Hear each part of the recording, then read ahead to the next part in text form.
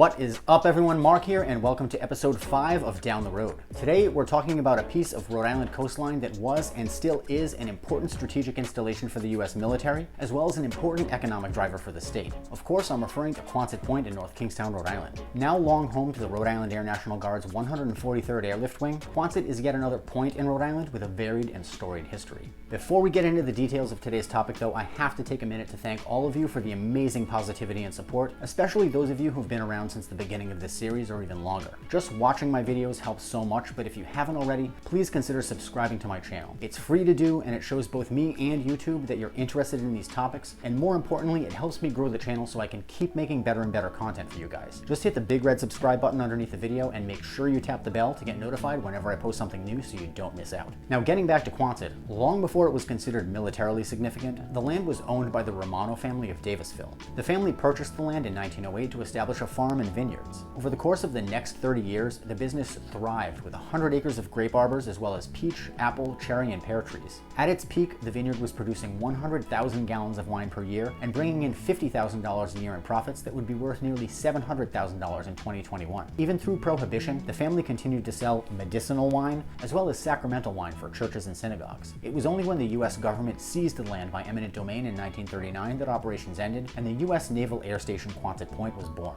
Though owing to the area's history, wild grapes continue to grow even to this day in a few undeveloped areas south of Quonset. The quick military buildup at Quonset was reflective of early American preparations in the run-up to our involvement in World War II. Indeed, after the December 1941 attack on Pearl Harbor, the U.S. quickly realized there was a need for militarily trained construction personnel on the ground as replacements for civilian builders and construction companies in combat zones. It was out of this realization that the United States Naval Construction Battalions, Seabees, or Seabees, arose.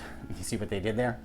Actually, even the story of the iconic logo of the Seabees is an interesting and local one. You see, early in 1942, Frank Iafredi, a civilian clerk from North Providence, was working at the base where he'd become known for drawing caricatures of various officers when he was approached by the lieutenant in charge of Quonset's then new CB unit. The officer had heard of Frank's caricatures and asked if he could produce a Disney-type logo to represent the Seabees. He was told that although the group would support the Marines, they would not fight offensively, only fighting defensively if they needed to. Frank's first thought was the beaver. After all, they were nature's builders. But after a little research, he realized that when beavers are threatened, they run away. So the beaver was out. Next, he thought of the bee, a busy worker who doesn't bother you unless you bother them, but if provoked, will still sting. It seemed like an ideal symbol, and so the CB was born. He gave the bee a white sailor's cap, various tools to show its construction talents, and finally a Tommy gun to show its fighting ability. Frank's original logo eventually won the approval of Admiral Ben Morial, Chief of Civil Engineers in Washington, and obviated the need for what would have been a nationwide campaign to create an identity for the new units. And it might sound cute that the officer asked for a Disney-style logo, but interestingly, during World War II, even the Walt Disney Organization contributed to the war effort by designing various insignia for more than 1,000 U.S. military units through the Disney Insignia Department. In fact, there's even a later iteration of the logo designed by Disney in 1943. Frank eventually enlisted in the Navy himself later in 1942. During the war, he served as a chief carpenter's mate in a construction battalion maintenance unit. After the war, he was even able to pursue a career in graphic design. Unfortunately, though, following a 2-month battle with pancreatic cancer, Frank passed away in March 2000 at age 81. Throughout their existence, the Seabees have played a crucial role in American military efforts both at home and abroad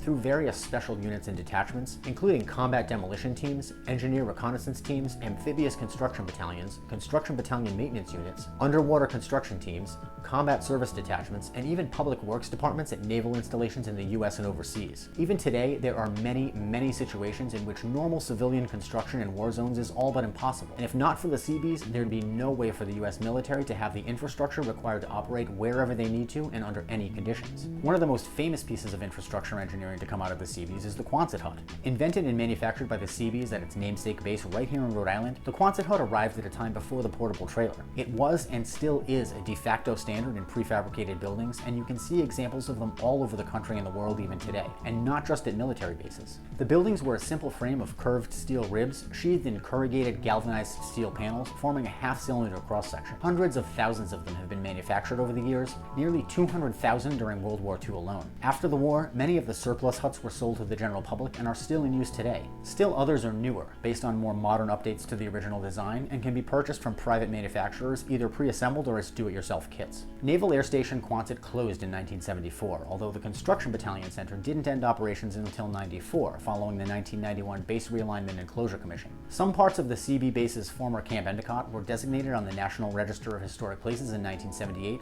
and portions not demolished remain today as the site of the CB Museum and Memorial Park. In addition to the museum's main collection housed where else but in a modern Quonset hut, the grounds also feature a number of original Quonset huts and other structures and apparatuses saved from demolition. Most moved from their original locations nearby. Also remaining on the site is the iconic giant CB sculpture originally from the base's entrance gates. Constructed of thick plate steel, the brightly colored realization of Frank Iafredi's design has been moved and restored a few times over its life, and it now sits a couple hundred yards away from its original location adjacent to the museum. Among the many structures remaining in the vicinity of the museum grounds are the World War II era munitions bunkers and the breathtaking A-framed Chapel in the Pines built by the Seabees in 1967. All of this may leave you wondering what's left of the rest of Quonset Point today, and the fact of the matter is, not much.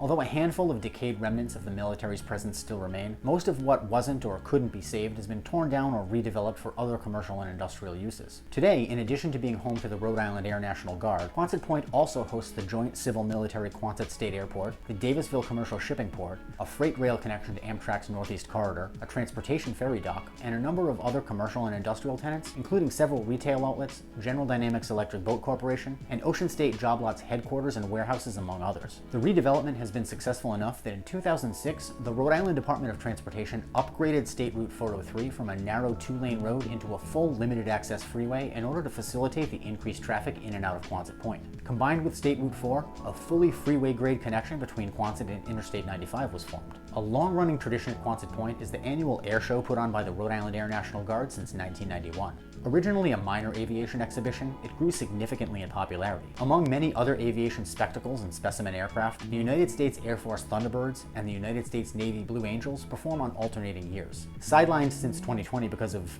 reasons, it's hoped that the show will be back in full swing by 2022. So we've managed to get this far into the story without talking about where the name of Quonset Point even comes from. Quonset is a native Algonquin word meaning small, long place. An interesting and fitting descriptor, given that the peninsula itself is just that. And of course the same rings true for the Quonset hut and even the runway at the state airport. It's hard to imagine a name could be any more appropriate. The fact is, we fight in different kinds of wars in 2021 than we did back in 1941, and so the closure and redevelopment of our expansive inventory of sprawling military bases is an inevitability across the country. Right here on Rhode Island, we were fortunate enough to have enough dedicated individuals with enough foresight to save what's important while letting go of that which we no longer need to hold on to. If you find this stuff as interesting as I do, then I highly encourage you to pay a visit to the CB Museum and Memorial at Quonset. I've included a link to their website and information down in the video description, as well as links to the many other sources researched for the production of this video, and I highly encourage you to check them all out as well. I also want to hear about your memories of Quonset Point. Maybe you've served in the military, visited the air show as a child or adult, or maybe even worked there today in one of the buildings converted from the former base. Either way, I'd love to hear what you have to say, so please tell me about it below. I try my best to respond to everyone who's thoughtful enough to leave a comment.